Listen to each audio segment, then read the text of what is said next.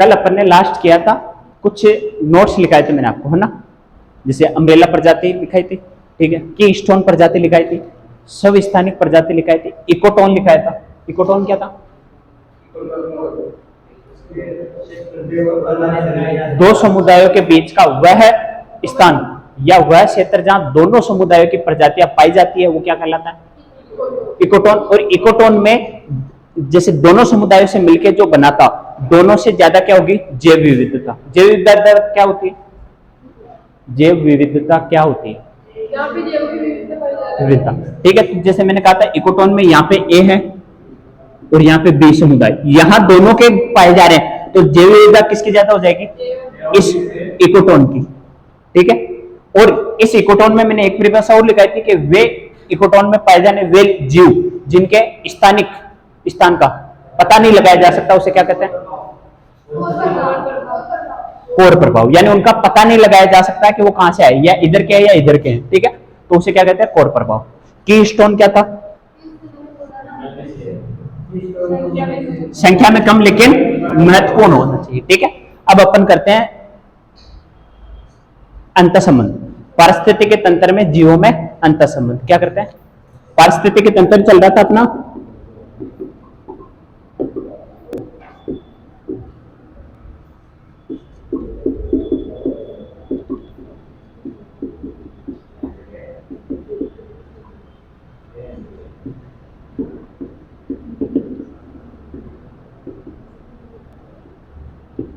जानते हो इस अंतःसंबंध का मतलब? पारिस्थितिकी तंत्र तो जानते हो, अपन ने पढ़ा जैविक और अजैविक घटक, ठीक है। अंतःसंबंध का मतलब है कि जीव, है ना, एक दूसरे पर निर्भर। अपन छोटी कक्षाओं में भी पढ़ते हैं कि प्रत्येक जीव भोजन के लिए एक दूसरे पर निर्भर रहते हैं। जैसे अपन ने खाद्य श्रृंखला में भी पढ़ा था, तृतीय किस पे निर्भर था? द्वितीय पे। द्वितीय किस पे निर्भर था? प्राथमिक पे और प्राथमिक उपभोक्ता पे। अगर उत्पादक को खत्म कर दे अपन, तो क्या वो पीछे वाले जीवित रहेंगे क्या? नहीं। लेकिन अपन ने वो एक पढ़ी थी मर्दोपजीवी, उसमें उपभोक्ता नहीं हो तो भी काम चलेगा, ठीक है, लेकिन उत्पादक तो होना जरूरी है ना। तो वैसे ही अपन ने पढ़ा था कि छोटी कक्षाओं में कि प्रत्येक जीव भोजन, आवास व प्रजनन के लिए किसी अन्य जीव या एक दूसरे पर निर्भर रहते हैं, तो उसे क्या बोलते हैं अपन? अंतःसंबंध। यानी दोनों एक दूसरे के क्या है? पूरक, यानी काम आने वाले हैं, ये इसके तो वो उसके, ठीक है। अब इसको अपन दो भागों में बांट सकते हैं, अंतःसंबंध को कितने भागों में? दो भागों में। यानी निर्भर किसके लिए है ये? भोजन, आवास, प्रजनन, ठीक है। दो भागों में बांटू मैं, तो एक तो बांट सकते हैं ऋणात्मक और एक धनात्मक। जैसे धनात्मक और एक ऋणात्मक। धनात्मक और ऋणात्मक से नाम से पता चल रहा है कि इसमें तो क्या होगी? प्लस, और इसमें माइनस। यानी ऐसी पारिस्थितिकी तंत्र में ऐसा अंतःसंबंध जिसमें या तो दोनों जीवों को क्या होगा? दोनों को लाभ। अंतःसंबंध के लिए दो जीव होने आवश्यक है, तो इसमें क्या हो रहा है? दोनों को ही लाभ हो रहा है। लेकिन एक कंडीशन ऐसी आएगी जिसमें एक को तो लाभ हो रहा है लेकिन एक को कुछ नहीं हो रहा है, ना तो हानि हो रही है। जैसे इसका एग्जांपल बताऊं मैं, तो जैसे आपने ये अपन मटर कुलीय पादप, जैसे अपन बोलते हैं लेग्यूमिनेसी कुल के पादप जिनकी जड़ों पे राइजोबियम पाए जाते हैं, ठीक है। राइजोबियम क्या करते हैं? पादप को नाइट्रोजन देते हैं, लेकिन उनकी जड़ों में राइजोबियम पाया जाता है। यानी वो जो मटर कुलीय पादप है उनको क्या दे रहे हैं? आवास के लिए, पोषण के लिए स्थान दे रहे हैं ना। तो ये दोनों को फायदा है। लेकिन इसमें आ जाएगी जैसे गाय चर रही है, आपने देखा होगा गाय चरते हुए, अधिकतर हमारे बरसात के मौसम में देखना, कभी गाय चर रही है, उसके पीछे ये बुगले टाइप के जो पक्षी होते हैं वो पीछे फिरते रहते हैं, ये काली चिड़िया वगैरह। क्यों? क्योंकि वो क्या करेंगे, जैसे गाय चर रही है और उनके खुर से जमीन के अंदर जाएंगे तो वहां जो जीव है वो बाहर आएंगे, तो उनको क्या करेंगे? वो खाएंगे। जैसे चरते गाय और पेड़ पे बैठे चिड़िया, ठीक है। तो इस जो गाय चर रही है, क्या उसको कोई लाभ है? वो तो चारा खा रही है, उसका लाभ तो वैसे अपन देखें तो भोजन कर रही है वो। लेकिन इन दोनों के मध्य क्या संबंध है? गाय तो चर रही है लेकिन जो चिड़िया है वो क्या कर रही है? उसके पीछे का वो खा रही है। समझ गए? एक आपने एक और चीज सुनी होगी, जैसे अधिपादप। अधिपादप जानते हो? नहीं जानो? जैसे मैं कहूं कि अमर बेल रिचके पे लटकी रहती है, उसे बोल सकते हैं क्या अधिपादप?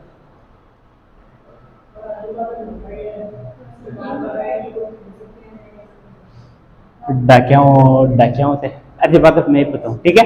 किसी पादप के ऊपर पादप होगा उन्हें, ठीक है। जैसे गाँव में अधिकतर ये झाड़ फूक वाले होते हैं, वो कहते हैं कि ऐसा देखना कि केड़े के अंदर जो नीम उगी हुई है उसकी डाल ही लाना, तुम्हारे झाड़े लगाएंगे, क्या है? वो तो उसके पास उगी हुई। जैसे आपने देखा होगा गाँव में अधिक बड़े बड़े बरगद है या पेड़ है, उसके ऊपर कोई छोटी सी पीपली उग गई, पीपल उग गई। जैसे मान लो ये मैंने बनाया बड़ा पेड़, ठीक है, इसके जो तना है इस पे यहाँ पे छोटी सी पीपली उग गई, तो ये इस पे क्या हो गई? अधिपादप, ठीक है। लेकिन एक चीज ध्यान रखना कि अमरबेल जो होती है, जैसे मान लो ये रिचका है, इसके अमरबेल यूं लिपटी हुई है, अमरबेल पोषण किससे करेगी? इससे, ठीक है।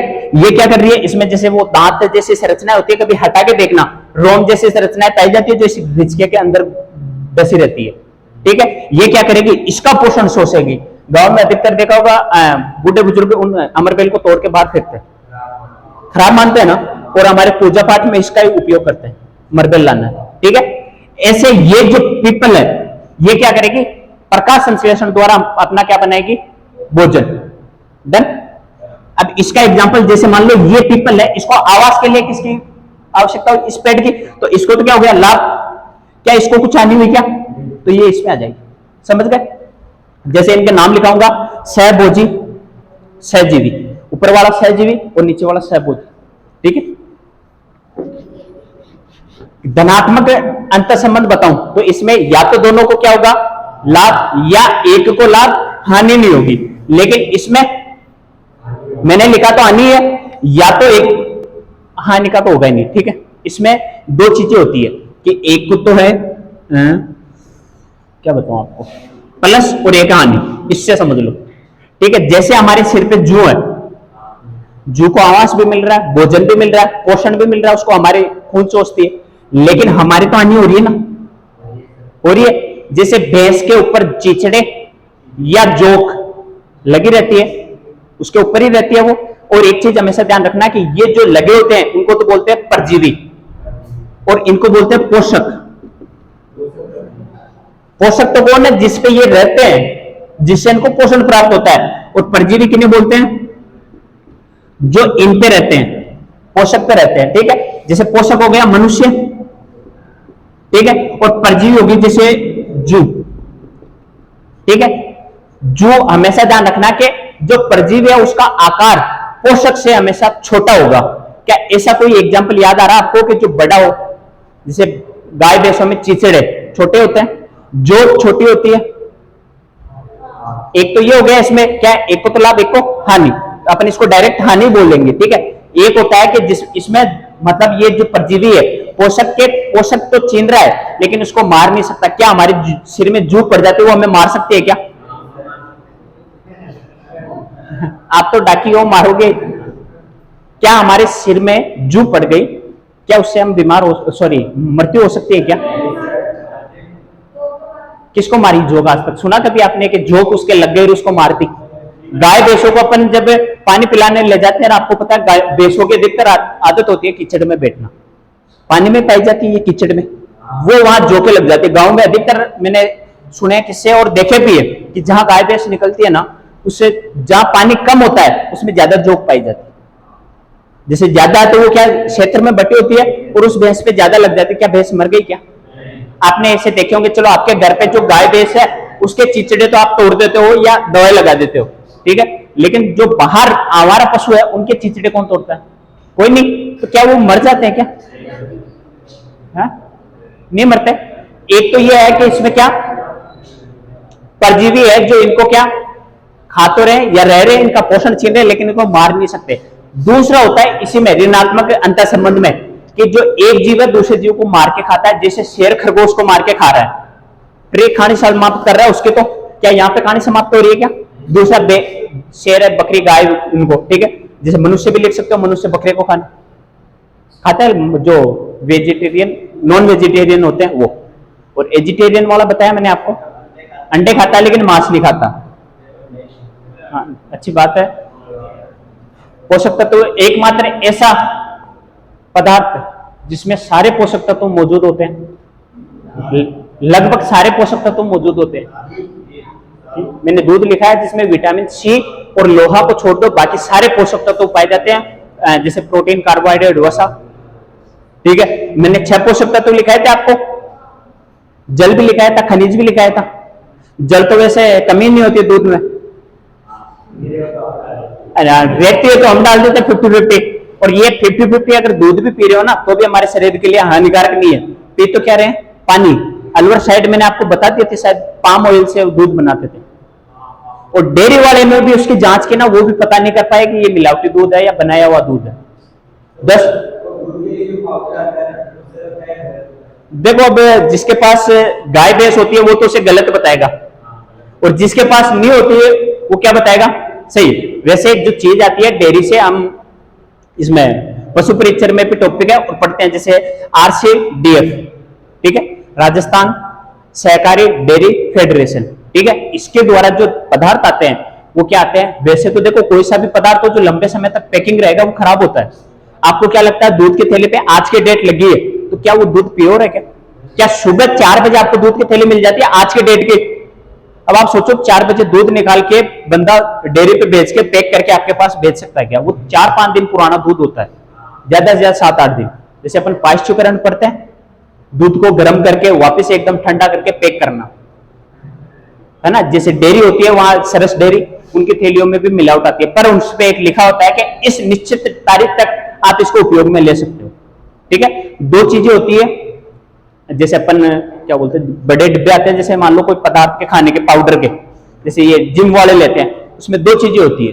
एक तो होती है कि ये एक्सपायर कब होगा, डिब्बा पैक है तो एक्सपायर कब होगा, और एक डेट आती है कि जब इसको आपने ओपन कर दिया उसके बाद ये कितने दिन तक चल सकता है। ठीक है, जैसे मैंने आपको सामान लाओ तो वो क्या कहेगा, चल जाए 1-1.5 साल तक तो, ठीक है, पर अपन ने उसको खोल के 1-1.5 साल ऐसे रख दिया तो वो वैसे खराब हो जाएगा। अधिकतर फास्ट फूड जो अपन ये खाते हैं पैकिंग वाले डिब्बे, जैसे रसगुल्ले, गुलाब जामुन, कभी भी फुला हुआ पैकेट हो मत लिया कर। जैसे रसगुल्ले वाले पैकेट होते हैं जो डिब्बे में, वो जैसे आकार में फूल गया, वो मत लेना कभी। ठीक है, फूड पॉइजनिंग होने का खतरा होता है। और दुकानदार हमेशा क्या कह के बेचता है, इस पे तो लगेज रखा हुआ था इसलिए ये पिचक गया, ये फूल गया, है ना। मिलावट हर चीज में हो रही है, मावा बना रहे हैं मिलावट वाला है, और अपने को पता भी नहीं होता। वर्तमान समय में ऐसी कंडीशन आ गई कि जो आने वाली पीढ़ी है उनको आप देसी पदार्थ खिला दोगे ना तो उनको लूज मोशन हो जाएंगे, पचेगा ही नहीं, वो मिलावटी के सफा हो गए। जैसे आप घी खाते हो डिब्बे वाला, डेयरी पे घी मिल जाता अपने को लगभग 300-350 रुपए केजी, ठीक है, और देसी घी लाए तो 700-800, 1000, 1200 गाय। देखो हमें नहीं पता, हमारे घर पे होता है तो बाहर से लाने की जरूरत नहीं होती है, घर वाले करते। हमें तो नहीं आता भाई, दूध निकालना भी नहीं आता।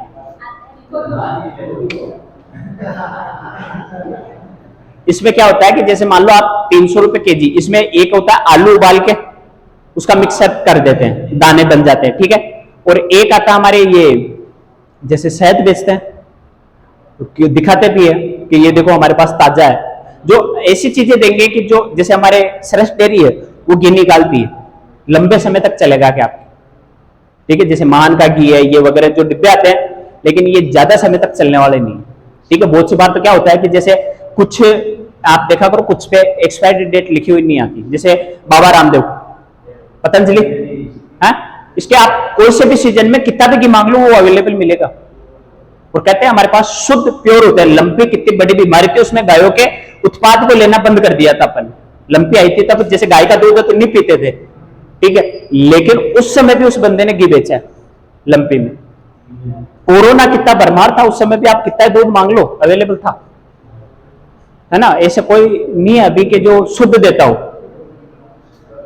शुद्ध का मतलब घर का, जैसे आपने देखा होगा घर पे अधिकतर सिटियों में आसपास में अगर छोटी जगह भी होगी तो घर वाले उस पर सब्जी बोने की इच्छा रखेंगे कि यहाँ सब्जी लगाते हैं, मिर्ची टमाटर वगैरह जो भी है। तो बाजार वाले ऐसी चीजें आगे बाजार, जैसे अब मैंने उस दिन बताया था आपको, हार्मोन आते हैं जिब्रेलिन वगैरह, शाम को लगाओ सुबह तक फूल, हाँ, मार्केट में आ जाती है। अपन कहते हैं अभी मान लो आप ऐसी कोई सी भी सब्जी बता दो जो अभी ना मिले आपको। पहले होता था कि रुत के हिसाब से, जैसे मटर है रुत के हिसाब से, सफल मटर कभी जाके लाओ आप,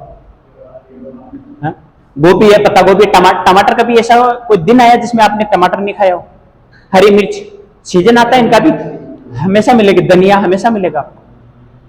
आए इन पर, ठीक है। अब हेडिंग डालो, पारिस्थितिकी तंत्र में जीवों में अंतर संबंध। अंतर संबंध का मतलब तो समझ गए, एक दूसरे पर निर्भर।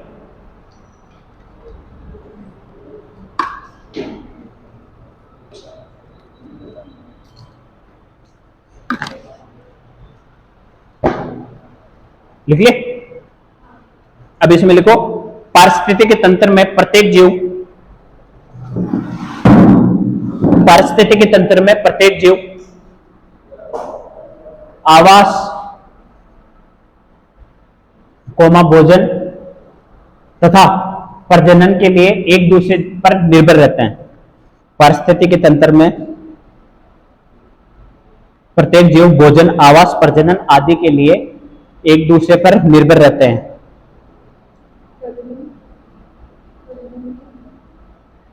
आवास, भोजन, प्रजनन आदि के लिए एक दूसरे पर निर्भर रहते हैं।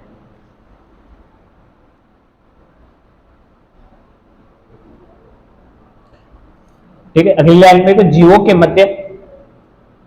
जीवों के मध्य संबंधों को दो भागों में बांटा जा सकता है। जीवों के मध्य संबंधों को दो भागों में बांटा जा सकता है।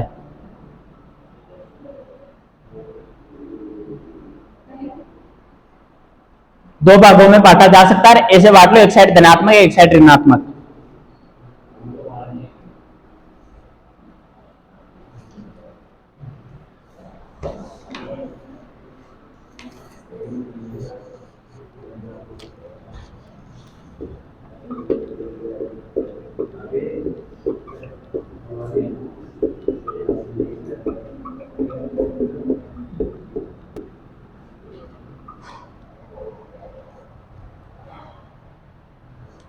ठीक है। जैसे धनात्मक संबंध में लिखना आपको सहजीवन और सहभोजिता। ठीक है। हेडिंग डाल लो, इसका भी ऋणात्मक का भी लिखा तो क्या साथ ही पर, इसमें लिख लो परभोजिता, परजीविता और परभक्षिता। परजीविता और परभक्षिता। पर इसके दो है,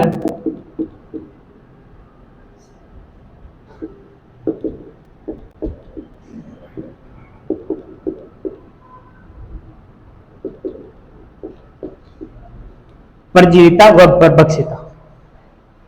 परजीविता व परभक्षिता। अब वापस हेडिंग डालना है आपको धनात्मक संबंध। धनात्मक संबंध,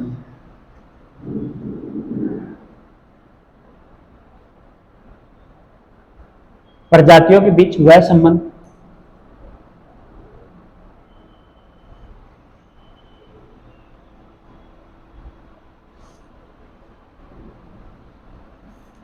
प्रजातियों के बीच वह संबंध जिसमें या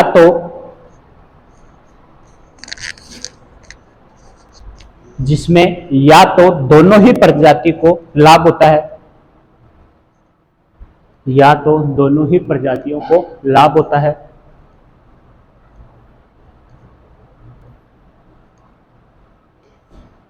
या एक प्रजाति को लाभ होता है, दोनों ही प्रजाति को लाभ होता है, या एक प्रजाति को लाभ होता है,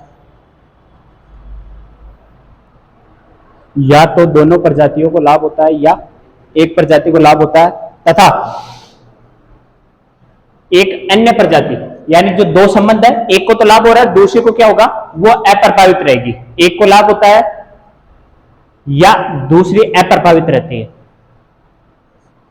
एक को तो लाभ होता है, इसमें देखो या तो दोनों को क्या होगा लाभ, या एक को लाभ होगा, दूसरी अप्रभावित रहती है। या तो दोनों को लाभ होता है या एक को लाभ होता है तथा दूसरी अप्रभावित रहती है। अब इसमें पहला लिखो सहजीवन। जैसे सहजीवन,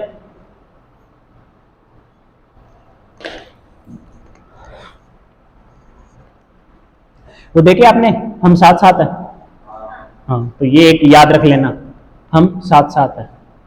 सहजीवन, इसमें लिखो, इसमें दोनों ही प्रजातियों को लाभ होता है, इसमें दोनों ही प्रजातियों को लाभ होता है। सहजीवन में लिखना है, इसमें दोनों ही प्रजातियों को लाभ होता है, इसमें दोनों ही प्रजातियों को लाभ होता है। जैसे जैसे मटरकुलीय पौधे यानी लेग्यूमिनेसी कुल होते हैं, उसके पादप जैसे अपन बोलते हैं फलीदार पादप। फलीदार के पादपों की जड़ों में ही तो पाया जाता है। क्या पाया जाता है? वो राइजोबियम। मटरकुलीय पौधों की जड़ों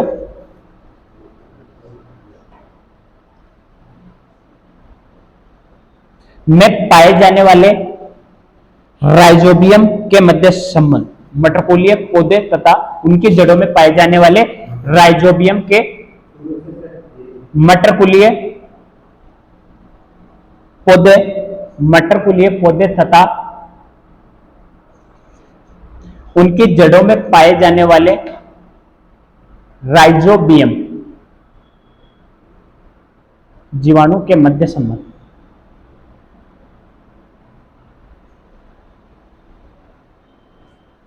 ठीक है। अब दूसरा लिखो सहभोजिता के मध्य संबंध। क्या करो रही है?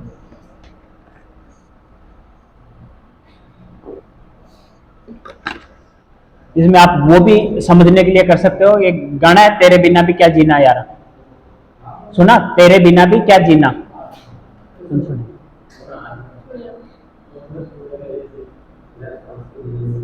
इसमें क्या है कि एक को नष्ट करेंगे तो दूसरी ऑटोमेटिक नष्ट हो जाएगी। जैसे मैंने कहा कि मटरकुलीय पादप को मैंने नष्ट कर दिया तो क्या राइजोबियम जीवित रहेंगे?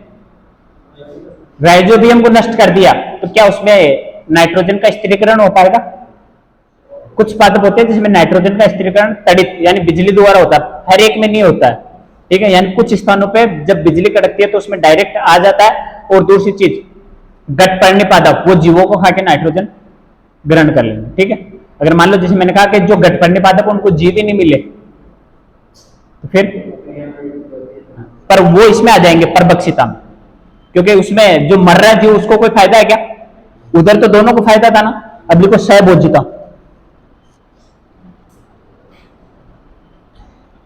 इसमें एक प्रजाति को लाभ होता है, इसमें एक प्रजाति को लाभ होता है जबकि दूसरी प्रजाति अप्रभावित रहती है। इसमें एक प्रजाति को लाभ होता है जबकि दूसरी प्रजाति अप्रभावित रहती है।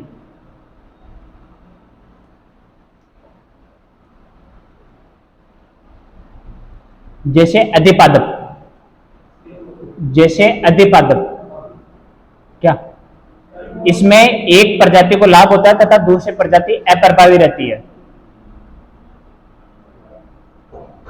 एग्जाम्पल में लिखो, जैसे अधिपादप और ब्रैकेट में लिख लेना पहले पादप पर उगने वाला पादप।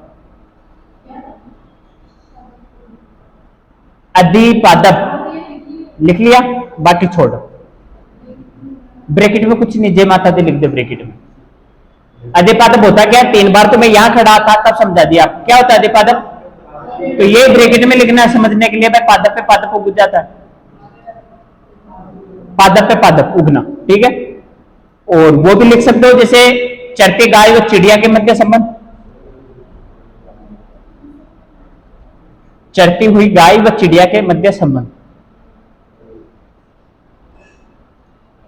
और अधिपादप में लिखना चाहो तो लिख सकते हो कि ये स्वपोषी होते हैं, ये अपना भोजन स्वयं बनाते हैं।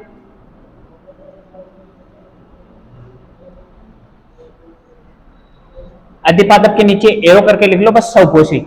स्वपोषी का मतलब तो समझ जाओगे, अपना भोजन स्वयं प्रकाश संश्लेषण द्वारा।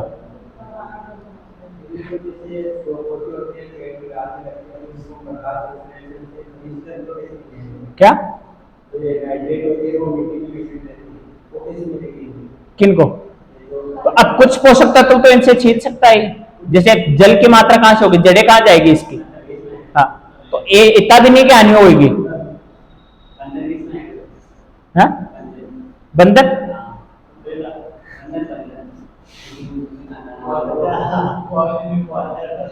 हाँ, बंदर मंकी किस में आएगा? देख लो। अब आप कहोगे मनुष्य किस में आता है?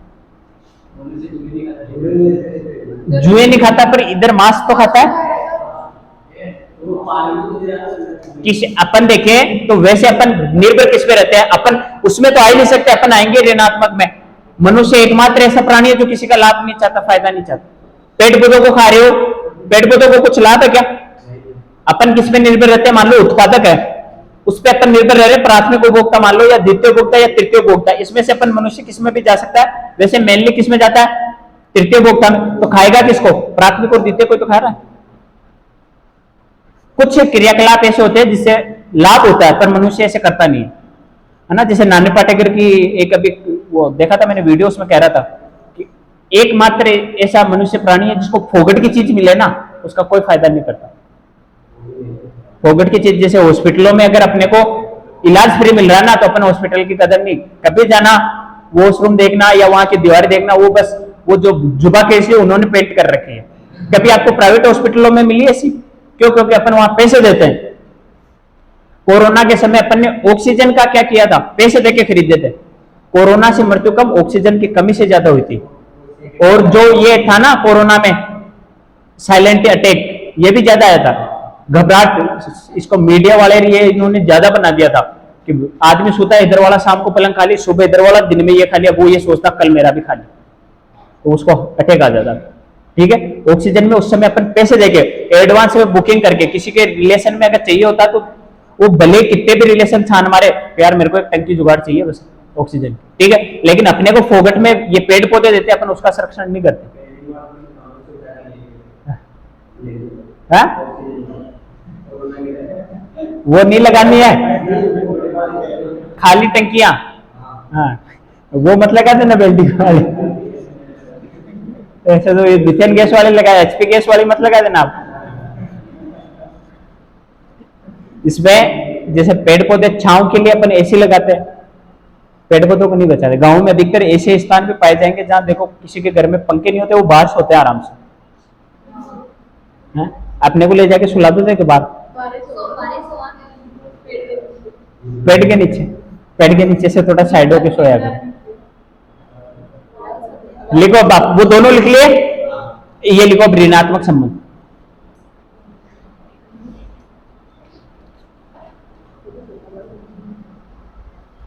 इसमें एक प्रजाति को लाभ जबकि दूसरी प्रजाति को हानि होती है। इस संबंध में एक प्रजाति को तो क्या होगा? लाभ, तथा दूसरी प्रजाति को क्या होगा? हानि।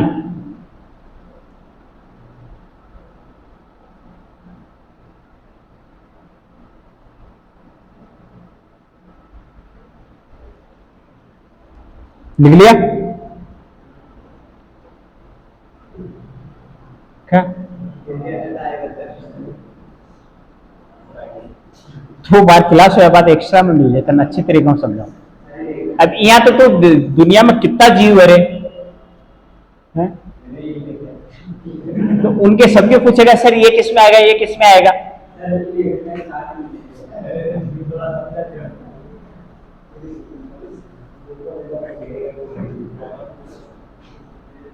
ऋणात्मक संबंध में क्या लिखा है? इसमें एक को लाभ तथा दूसरे को हानि होगी। उसमें क्या था? दोनों को लाभ हो सकता है, या फिर एक को लाभ लेकिन दूसरे को ना तो हानि ना लाभ। इसमें अब लिखो पहला परजीविता, परजीविता, परजीविता।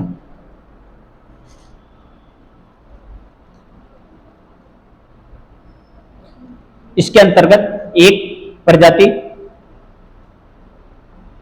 इसके अंतर्गत एक प्रजाति दूसरी या अन्य प्रजाति पर रहते हुए भोजन प्राप्त करती है। इसके अंतर्गत एक प्रजाति दूसरी या अन्य प्रजाति के ऊपर रहते हुए भोजन प्राप्त करती है। तो इसके मध्य का यह संबंध क्या कहलाएगा रे? परजीविता। पर यानी क्या होता है? पर उपसर्ग है हिंदी का, पर यानी होता है दूसरा। आपने क्या बोला? ऊपर दूसरा, और जीवितता जीव के, यानी जीवित रहने के लिए, ठीक है। तो अगर मैं कहूं कि जो जू है, मैं कहूं सभी मनुष्यों को नष्ट कर दिया, तो क्या जूए रहेगी क्या?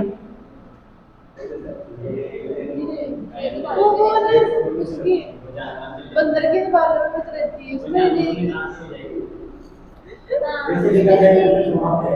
एक्सक्यूज तो भाई साहब, चलो ठीक है, चिचड़े हैं, सारे जंतु को मैं नष्ट कर दूं तो क्या चिचड़े पादपों पे लगेंगे क्या?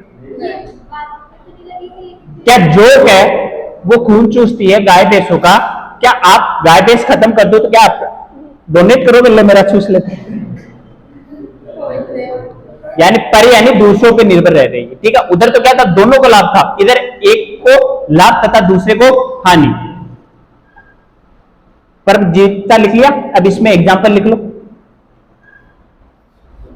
जानवर व उनकी त्वचा पर स्थित चीचड़े, जानवर व उनकी त्वचा पर स्थित चीचड़े।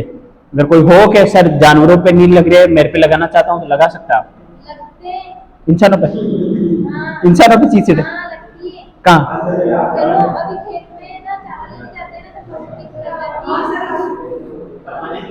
अरे वो लगती है, आप हटा देते हो उसे। क्या गाय भैंसों में जैसे लगा के रखते हो, लग ले है? कोई नहीं, तेरे को खाना कोई नहीं दे रहा, मेरा खुद चूस ले तू है। ठीक है, अच्छे से आप एग्जांपल दोगे कि सांप मनुष्य को काट सकता है? काटता है मनुष्य को? कोई ऐसा मनुष्य है जो जानबूझ के गले काट ले? हाँ, काल बिल्ली है क्या?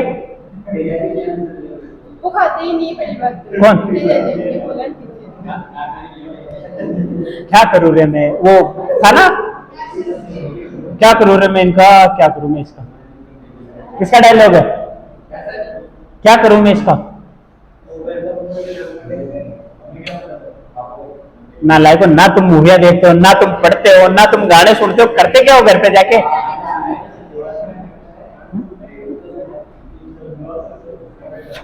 चलो लिखो एग्जाम्पल में क्या लिखा है। अरे एग्जाम्पल पूरा तो कर लो इसका। इनके त्वचा पर स्थित चिचड़े, एक लिखो पर, सॉरी पोषक, पोषक, पोषक, हाँ इसी में पोषक लिखना है एक साइड, और एक साइड लिखना है परजीवी। पोषक तो क्या हो जाएगा इसका? जानवर, और परपोषी में क्या हो जाएगा? चिचड़ा, हाँ परजीवी सॉरी।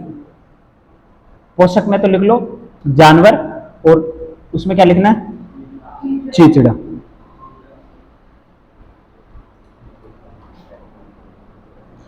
एक लाइन और लिख लो, जो पोषक पर स्थित होता है, जो पोषक पर स्थित होता है, जो पोषक पर स्थित होता है उसे क्या कहेंगे? परजीवी। जो पोषक पर स्थित होता है उसे परजीवी कहते हैं,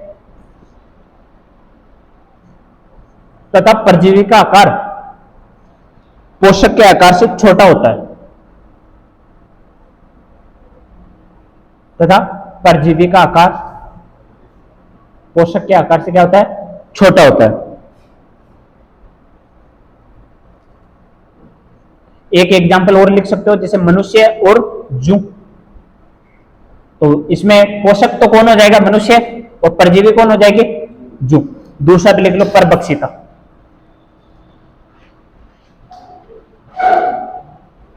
जब एक जीव दूसरे जीव को मारकर, जब एक जीव दूसरे जीव को मारकर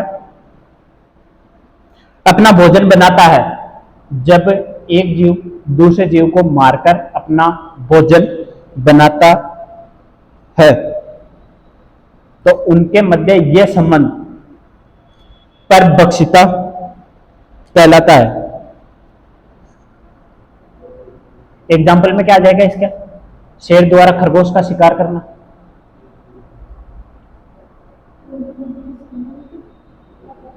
परभक्षिता कहलाता है। एग्जाम्पल में आ जाएगा शेर, जैसे शेर खरगोश का शिकार करना।